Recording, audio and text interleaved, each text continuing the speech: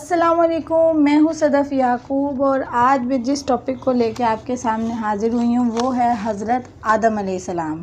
سب سے پہلے بسم اللہ پڑھ لیتے ہیں۔ بسم اللہ الرحمن الرحیم۔ حضرت آدم علیہ السلام کی جو تخلیق تھی وہ کیسے تخلیق کی گئی، آج ہم اس ٹاپک کے اوپر بات کریں گے۔ حضرت آدم علیہ السلام کے لیے جو مٹی درکار تھی وہ زمین کی مٹی تھی، اور حضرت آدم علیہ السلام کو بنانے کے لیے اللہ تعالیٰ نے 4 جو فرشتے ہیں، حضرت جبرائیل امین، حضرت میکائیل، حضرت اسرافیل اور حضرت عزرائیل، ان چاروں کو باری باری زمین پر بھیجا اور مٹی کا بولا کہ مٹی زمین سے لے کر آؤ۔ حضرت جبرائیل امین آئے تو انہوں نے بولا کہ جب وہ مٹی اٹھانے لگے تو مٹی جو تھی وہ آہو پکار کرنے لگ گئی۔ اس نے بولا کہ میں تم سے اس بات کی معافی مانگتی ہوں کہ تم میرے سے مٹی نہ لے کر جاؤ۔ جس کام کے لیے مٹی کو استعمال کیا جا رہا ہے وہ کام آنے والے وقت میں فساد کا سبب بنے گا، تو سارا عذر میرے اوپر آئے گا، تو اس لیے تم حضرت جبرائیل کو مٹی نے آہو پکار کی اور اسے بولا کہ حضرت جبرائیل پلیز بڑی مہربانی ہوگی تم میری مٹی کو مت اٹھاؤ۔ حضرت جبرائیل امین نے وہاں پر ہی چھوڑی مٹی اور اللہ تعالیٰ کے پاس چلے گئے۔ پھر میکائیل آئے، میکائیل کو بھی اس نے ایسے ہی کہا، اور پھر اس کے بعد اسرافیل آئے تو اسرافیل اب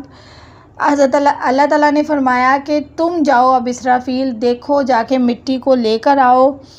جب وہ اس کام کے لیے روانہ ہوئے تو خاک نے ان سے کہا کہ اے اسرافیل، اگر آپ مجھے اس خدمت سے معاف رکھیں تو بہتر ہوگا، کیونکہ میرے اندر اس بات کی صلاحیت ہی نہیں ہے، کیونکہ آپ جس دن سور پھونکیں گے تو کائنات کی حالت دھنکی ہوئی روئی کی طرح ہوگی، تو میں اس طرح کے عذاب کو نہیں جھیل سکتی۔ حضرت عزرائیل علیہ السلام آئے۔ اب ان کے جانے کے بعد جب حضرت جناب عزرائیل ملک الموت کو حکم ہوا تو بولا کہ اب تم جاؤ، کیونکہ تمہاری صفات میں زندگی کی لذتوں کو ختم کرنا ہے اور گروہوں کو نیست و نابود کرنا ہے، لہٰذا تم اس کام کو احسن طریقے سے انجام دو گے۔ زمین پر جاؤ اور اس پر قبضہ حاصل کرو، لیکن اس معاملے میں اس کا کوئی عذر نہ سننا، اس کی عاجزی و گریہ زاری پر توجہ نہ کرنا۔ حضرت عزرائیل علیہ السلام کو اللہ تعالیٰ نے یہ حکم دیا تھا۔ الغرض ملک الموت جو ہے وہ آ کر اور زمین سے مخاطب ہوئے اور بوڑھی عورتوں کی طرح رونے دھونے کا مجھ پر کوئی اثر نہیں ہوتا، نہ یتیم بچوں کی گریہ زاری سے اثر لیتا ہوں، کیونکہ بندوں کی باتیں حکم شاہی کے مقابلے میں کوئی حیثیت نہیں رکھتی۔ لہٰذا حضرت عزرائیل علیہ السلام زمین پر آئے اور انہوں نے آ کر اسے مٹی لی، مٹی اٹھائی، جو مٹی تھی اس نے گریہ زاری کی، یعنی کہ زمین نے گریہ زاری کی اور خون کے آنسو روئی، لیکن اس کے باوجود حضرت عزرائیل جو تھے ان کو اس زمین پہ کوئی رحم نہ آیا، اور حضرت عزرائیل نے گھڑے سے مٹی بھرنی شروع کر دی اور ہر طرف سے مٹی اکٹھی کر کے تو حضرت جو عزرائیل تھے وہ اٹھائی انہوں نے مٹی اور اٹھا کر لے گئے۔ حضرت عزرائیل کے لے جانے کے بعد اللہ تعالیٰ نے اس کو مٹی کو ایک جگہ پر رکھا، اور اب یہ وہ مٹی تھی جو کہ ان مراحل سے گزرنی تھی، حضرت آدم علیہ السلام کی تخلیق ہونی تھی۔ ان مراحل کے بعد جو ہے نا اس کو خمیر آدم یعنی کہ حضرت آدم علیہ السلام کی جانب جو ہے اس کو روانہ کیا گیا۔ اس کو پہلے خمیر تیار کیا گیا، یعنی کہ گارے کی طرح گوندھا گیا، اس میں پانی ڈالا گیا۔ پہلے حضرت اسرافیل کو حکم ہوا کہ چشمہ قدرت سے چند قطرے پانی کے اس خمیر میں ڈال دیے جائیں، پھر حضرت جبرائیل کو فرمایا کہ ہمارے لطف کی تھوڑی نسیم و سحر اس میں شامل کرو، اور اب میکائیل ہمارے ابتلاء و آزمائش کی تھوڑی سی آگ اس میں شامل کرو، اور ان سب کو ملا کے اس خمیر کو اس اپنے خلیفہ و نائب کا پتلا بنائیں، تاکہ خاک و عاجزی و انکساری سیکھے، خاک سے، مٹی سے اور ہوا سے وہ چلنے پھرنے کا حال معلوم کرے، اور آگ سے حالت زندگی کو معمول پر لائے۔ پانی سے رواں ہونے کے متعلق معلوم کرے تاکہ ابدیت کے میدان میں خاک کی طرح سرنگوں اور مناجات کے محراب پر پانی کی طرح رواں ہو۔ یہ جو مراحل تھے یہ حضرت آدم علیہ السلام کے پتلا بننے سے پہلے کے مرحلے تھے، یعنی کہ مٹی لا کر اس کا خمیر تیار کیا گیا، اس میں پانی ڈالا گیا، اس کا ایک گارا سا بنایا گیا اور اس گارے کو لیس دار کیا گیا اور لیس دار کرنے کے بعد اس کو چھوڑ دیا گیا۔ حضرت آدم علیہ السلام کا پتلا تیار ہونے سے پہلے کے یہ مراحل تھے جو کہ اللہ تعالیٰ نے ان 4 فرشتوں کے ذریعے حضرت عزرائیل، حضرت میکائیل، حضرت اسرافیل اور حضرت جبرائیل امین کے ذریعے ان سب کو ریڈی کیا، تیار کیا اور اس گارے کو چھوڑ دیا۔ جب اس گارے سے بدبودار جو ہے نا ایک اسمیل سی اٹھنی شروع ہوئی تو اس گارے کو پھر لیس دار طریقے سے گوندھا گیا اور پھر اس کے بعد ان مراحل کو گزرنے کے بعد حضرت آدم علیہ السلام کا پتلا بنایا گیا اور اس پتلے کو چھوڑ دیا گیا 40 روز کے لیے۔ اس پتلے کو چھوڑ دیا گیا اور وہ پتلا جو ہے وہ ٹھیکرے کی مانند ہو گیا۔ ٹھیکرا اس طرح کا ہوتا ہے کہ جیسے کھکھلی مٹی ہوتی ہے، اس مٹی کو جیسے کہ آپ سکھا لیں، کوئی پتلا تیار کریں اور سکھانے کے بعد جیسے وہ کھنکھناتی ہے اس کو ٹھیکرا کہتے ہیں۔ اسی طرح قرآن پاک میں بھی ارشاد ہے کہ میں نے انسان کو ٹھیکرے سے تیار کیا۔ کئی جگہ پہ اللہ تعالیٰ نے ارشاد فرمایا ہے کہ میں نے انسان کو گارے سے تیار کیا، کئی جگہ پہ اللہ تعالیٰ نے فرمایا ہے کہ میں نے انسان کو گندے قطرے سے تیار کیا۔ اس طرح جو ہے نا بہت ساری جگہوں پہ بہت ساری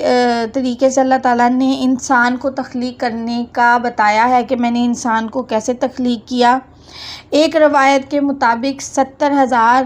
مقرب فرشتوں کو حکم ہوا کہ چشمہ ہائے رہی کو سلسبیل کے پانی کو اس مٹی میں ڈالیں اور اس کو تر کریں، پھر آب حیات سے اس کا گارا بنائیں۔ علاوہ ازیں ابر کو حکم ہوا کہ بحر الحزان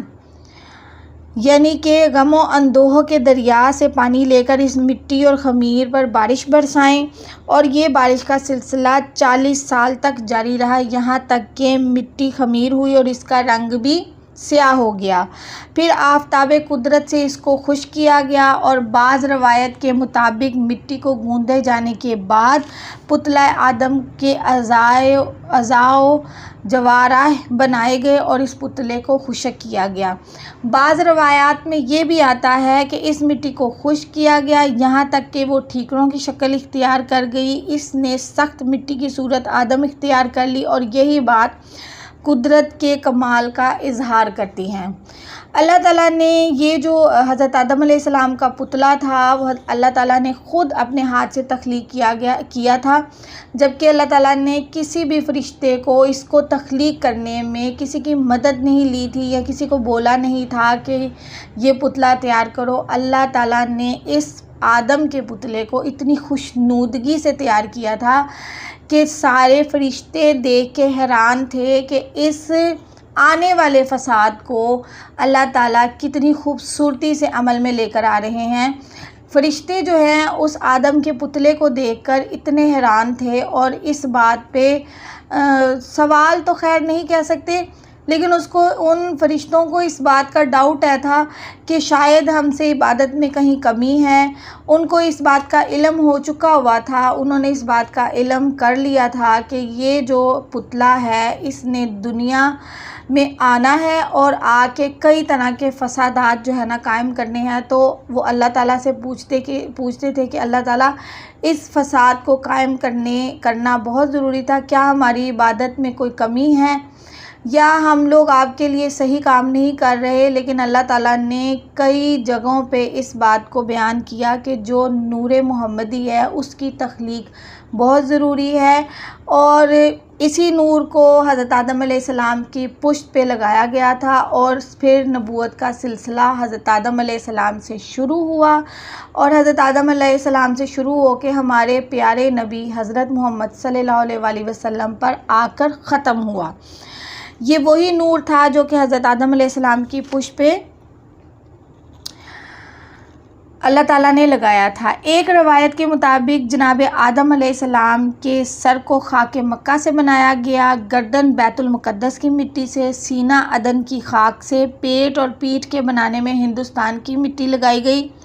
ہاتھ کے لیے مشرق اور پیروں کے لیے مغرب سے مٹی حاصل کی گئی، گوشت، پوست اور رگوں اور خون اور نسوں کے لیے تمام روئے زمین سے مٹی جمع کی گئی۔ اس وجہ سے متضاد اور مختلف طبیعتیں انسانوں میں پائی جاتی ہیں۔ جب ہر مقام کی مٹی، خاک اور سیاہ مٹی ٹھیکرے جو کہ 40 کی تعداد میں تھے جمع کر کے ان کو یکجا کر کے خمیر کی حیثیت دے کر ان سے حضرت آدم علیہ السلام کا قالب بنایا گیا، پھر اس کو اکٹھا کر کے چھوڑ دیا گیا۔ دوسرے وقت اس خمیر سے ایک حسین و جمیل مرکب تیار کیا گیا اور نقاش فطرت سے ایک عجیب و غریب نادر الخلائق مجسمے کو تشکیل دی گئی۔ پھر آہستہ آہستہ حضرت آدم علیہ السلام کا سر مبارک بنایا گیا، پھر اللہ تعالیٰ نے آنکھیں تیار کی، پیشانی تیار کی، آنکھوں کے اوپر یہ بھویں تیار کی، بھویں تیار کرنے کے بعد ان کو آنکھوں کو پلکوں کا محتاج کر دیا، ان کے اوپر یہ پنکھ لگائے ان کی حفاظت کے لیے، پھر جو ہے نا رخسار بنائے، ان کے اندر ایک دانتوں کی کرسی تیار کی جو کہ منہ کے ایک شیپ بنائی۔ یعنی کہ اللہ تعالیٰ نے اتنی خوبصورتی اور اتنی پلاننگ سے حضرت آدم علیہ السلام کو تیار کیا اور پھر ان کو سوکھنے کے لیے، اس پتلے کو سوکھنے کے لیے ایک خمخار سے بستر پہ ان کو ڈال دیا اور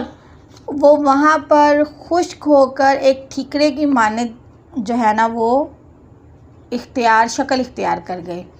اس کے بعد ابلیس بھی اس سارے ماجرے کو دیکھ رہا تھا اور ابلیس کے سامنے یہ تیار ہوا تھا۔ ابلیس جو تھا وہ اللہ تعالیٰ کا بہت بوڑھا اور بہت ہی فرما رواں فرشتہ تھا، لیکن جو بہت عبادت گزار تھا، لیکن فرشتہ تو خیر نہیں، جن کہہ سکتے کیونکہ جن جو ہیں وہ آگ سے تخلیق ہوتے ہیں اور اس سے پہلے زمین میں جنوں کی رہائش تھی اور جن یہاں پر رہتے تھے۔ تو جو حضرت آدم علیہ السلام کا پتلا ہے وہ ابلیس کے سامنے بھی تیار کیا گیا اور باقی فرشتوں کے سامنے بھی تیار کیا گیا۔ بہرحال جب حضرت آدم علیہ السلام کا اتنا شان جو پتلا تھا وہ مکمل ہوا تو حضرت جو فرشتے تھے وہ اس کو اتنی غور و فکر والی نظروں سے اس کو دیکھتے تھے جیسے کہ اس میں سے کچھ نکلے گا یا کچھ، اس پہ اتنا غور و فکر کرتے تھے کہ یہ کیا کرے گا اٹھ کے۔ اس کے بعد جو ہے نا حضرت آدم علیہ السلام کو جب لٹایا گیا، انہوں نے ٹھیکرے کی مانند ایک پتلا تیار کر لیا۔ کھوکھلا وہ پتلا تھا، خشک، یعنی کہ اس میں سے آواز آتی تھی جب کبھی اس کو ہاتھ لگاتے تو جیسے کھنکھناتی مٹی ہوتی ہے اس طرح کی آواز آتی تھی۔ تو حضرت آدم علیہ السلام کو ابلیس آتے جاتے ٹھوکر مارتا تھا اور ٹھوکر مارتے ہوئے دیکھتا تھا اور آواز پیدا ہوتی تھی اس میں سے، اور وہ اس بات پہ حیران تھا کہ یہ اپنی مرضی سے کچھ بھی نہیں کر سکتا اور ایک عجیب سی یہ اتنا بے بس ہے کہ میری ٹھوکر کو یہ روک بھی نہیں پا رہا۔ یعنی کہ یہ آواز اسرائیل یعنی کہ ابلیس نے سنی تو اپنے ساتھیوں سے کہا کہ پریشانی کی بات نہیں ہے، اندر سے خالی ہے یہ مخلوق اور اس کا خالی ہونا جو ہے وہ نقصان کا سبب بنے گا، تھوڑا انتظار کرو، میں اس کے اندر دیکھوں اور اس پتلے کی منافذ جسم انسانی کے راستوں اور سوراخوں کا جائزہ لوں۔ یعنی کہ ابلیس جو تھا وہ بے حد پریشان تھا حضرت آدم علیہ السلام کو لے کے کہ یہ پتلا جو کہ بالکل بے جان ہے، کچھ نہیں کر پا رہا، اس کو اللہ تعالیٰ نے خود تخلیق کیا ہے۔ اس کے بعد وہ شکم پتلا آدم میں داخل ہوا اور قلب کے حصے کو دیکھا جسے تمام کون و مکان کی آرائشوں سے مزین پایا۔ اس نے امکانی کوشش کی کہ حصہ قلب میں کوئی تصرف کر کے پتلے کے سینے کا حصہ جو رتبہ آسمانی 12 برجوں سے زیادہ معزز اور متأخر رہے گا نہ گزر سکا، اور قلب پتلا جو تھا آدم نے اس کو واپس کر دیا اور اس کی ابدی طور پر مردود بارگاہ بنا دیا۔ الغرض جب ابلیس اس قلعہ انسانی سے باہر آیا، یعنی کہ وہ مشاہدہ کر رہا تھا اندر گھس کے کہ اس کے اندر کیا ہے، تو ساتھیوں سے کیفیت حال معلوم کی کہ اس نے ان تمام حالات کی تفصیل بتائی کہ جس نے اس کا مطالعہ کیا تھا اس کیفیت میں کہ ایک شہری کی سی ہے، لیکن وہ اسرار و اعجاز کا ایک ایسا نمونہ ہے کہ جس کے اسرار معلوم کرنے میں میں نے صحیح بلیغ کی لیکن ان کا اسرار کا سرا ہی معلوم نہ ہو سکا، یعنی کہ وہ جہاں تک گھسنا چاہ رہا تھا، جو وہ سوچنا چاہ رہا تھا، جو وہ جاننا چاہ رہا تھا، لیکن وہ اس کو معلوم نہیں کر پایا۔ یہی میری حیرانی کا سبب ہے اور میں اس ہراساں، پریشان اور خوفزدہ ہوں۔ اس بات کو اپنی تباہی اور بربادی کا سبب خیال کرتا ہے۔ ابلیس نے اپنے ساتھیوں کو کہا کہ اس خاکی پتلے کو تم پر فوقیت دی گئی تو تمہارا کیا رد عمل ہوگا؟ بیسیکلی اس کو یہ پریشانی تھی کہ جب اس کو اللہ تعالیٰ نے کھڑا کرنا ہے اور بولنا ہے کہ اس میں سجدہ ریز ہو جو اس کے سامنے، اس ٹائم سب کا کیا رد عمل ہوگا؟ سب نے یک زباں ہو کر کہا کہ ہم تو اس کی اطاعت اور فرما برداری کریں گے۔ تب ابلیس نے کہا کہ میں تو ایسا کچھ بھی نہیں کروں گا، میں فرما برداری کبھی بھی نہیں کروں گا، اور اگر انہیں مجھ پر فضیلت دی گئی تو میں ان کو ہلاکت میں ڈال دوں گا، یعنی کہ میں اس کو ہلاک کر دوں گا۔ جب قالب آدم علیہ السلام کی تکمیل کے مراحل سے گزر گیا اور اس میں روح پھونکی گئی، اور روح پھونکنے کے بعد حضرت آدم علیہ السلام نے پہلا جو مرحلہ تھا وہ حضرت اللہ تعالیٰ کا عرش عظیم دیکھا، اور اس عرش عظیم پہ لکھا ہوا تھا لا الہ الا اللہ محمد الرسول اللہ، یعنی کہ پہلا جو کلمہ ہے وہ ہمارا اللہ تعالیٰ کے عرش عظیم پر یہ لکھا ہوا تھا، اور وہ اس کو دیکھ کے غور و فکر کرنے لگ گیا کہ یہ کیا ہے، اور اس غور و فکر پہ ہی اللہ تعالیٰ نے یہ دو مرحلے انسان میں فطری عمل میں پائے جاتے ہیں کہ جیسے حضرت آدم علیہ السلام میں روح پھونکی، انہوں نے آنکھیں کھولی، پہلا عمل انہوں نے یہ کیا کہ انہوں نے عرش عظیم کو دیکھا، اس کے اوپر کلمہ دیکھا اور اس پہ غور و فکر کرنے لگ گیا، دائیں بائیں دیکھنے لگ گیا، اور اس کے بعد اس کو بھوک لگ گئی۔ حضرت آدم علیہ السلام کو بھوک لگ گئی، اور اس کے بعد جو پہلا جو جملہ تھا وہ تھا الحمدللہ کا، کیونکہ ان کو چھینک آئی تھی اور انہوں نے پہلا جملہ الحمدللہ بولا، اور اللہ سبحانہ وتعالیٰ نے ان کے ساتھ خطاب اس طرح کیا کہ انہوں نے الحمد شریف کا جو الحمدللہ تھا اس کا جواب دیا کہ یا رحمک اللہ۔ یہ تھا جی حضرت آدم علیہ السلام کی تخلیق کا عمل۔ جب تخلیق ہو گئی، جسم میں روح پھونکی گئی، تو حضرت اللہ تعالیٰ نے سارے لوگوں کو کہا کہ اس کے آگے سجدہ کرو۔ جب اس کے آگے سجدہ کیا تو سارے فرشتے جو ہیں وہ سجدہ ریز ہو گئے، اپنی پیشانی لگا کر سجدہ انہوں نے کیا، اور یہ جو سجدہ تھا وہ 40,000 سال لمبا تھا، یعنی کہ جب سجدہ کیا اس کے بعد 40,000 سال وہ سجدے میں ہی رہے، اور جب انہوں نے سر اٹھایا تو ابلیس وہیں پہ اکڑا کھڑا تھا۔ یہ وہی بات تھی کہ اگر اس کو فوقیت دی گئی ہمارے اوپر تو میں اس کی فرما برداری نہیں کروں گا۔ اچھا جی، یہ تھا حضرت آدم علیہ السلام کی تخلیق کا مرحلہ۔ حضرت آدم علیہ السلام کو مٹی سے تیار کیا گیا، اللہ تعالیٰ نے خود تیار کیا، اور کن کن مرحلوں سے تیار کیا، پھر جب روح پھونکی اس کے بعد جو نور ٹرانسفر کیا، یہ انشاءاللہ تعالیٰ نیکسٹ ویڈیو میں آپ کے ساتھ شیئر کروں گی، کیونکہ بہت زیادہ لمبی ویڈیو ہو جاتی ہے اور پھر جو ہے نا اتنی انٹرسٹنگ بھی نہیں رہتی۔ آج جو ہے حضرت آدم علیہ السلام کی جو تخلیق تھی، میں نے اس کے بارے میں آپ لوگوں کو بتایا ہے، اور ابلیس نے کیسے نافرمانی کی وہ بتایا ہوا ہے، اور انشاءاللہ تعالیٰ آگے جو ہے حضرت آدم علیہ السلام پہ روح پھونکنے کے بعد حضرت آدم علیہ السلام کو کیسے اللہ تعالیٰ نے جو نبوت کی مہر ہے وہ شفٹ کی حضرت آدم علیہ السلام کے پر، اور اس کے بعد حضرت آدم علیہ السلام کو جنت میں جگہ ملی، پھر مائی حوا جو ہیں، جو ہماری ماں ہیں، ان کو تخلیق میں کیسے لایا گیا، حضرت آدم علیہ السلام کے ساتھ ان کو کیسے جوڑا گیا، اور اس کے بعد حضرت آدم علیہ السلام جنت سے کیسے بے دخل ہوئے۔ انشاءاللہ تعالیٰ یہ مرحلے نیکسٹ ویڈیو میں آپ کے ساتھ شیئر ہوں گے۔ مجھے امید ہے کہ آپ کو میری ویڈیو پسند آئی ہوگی، اور اگر پسند آئی ہے تو پلیز لائک کا بٹن دبا دیں، شیئر بھی ضرور کیجیے گا، میرے چینل کو سبسکرائب کرنا مت بھولیے گا۔ حضرت آدم علیہ السلام کے بارے میں کوئی بھی کوسچن ہو میرے کمنٹ سیکشن میں چھوڑیے گا، میں ضرور اس کا جواب دوں گی، اور اپنا ڈھیر سارا خیال رکھیے گا، مجھے دعاؤں میں ضرور یاد کیجیے گا، اور میرے لیے دعا کر چھوڑا کریں۔ اوکے جی، اللہ حافظ۔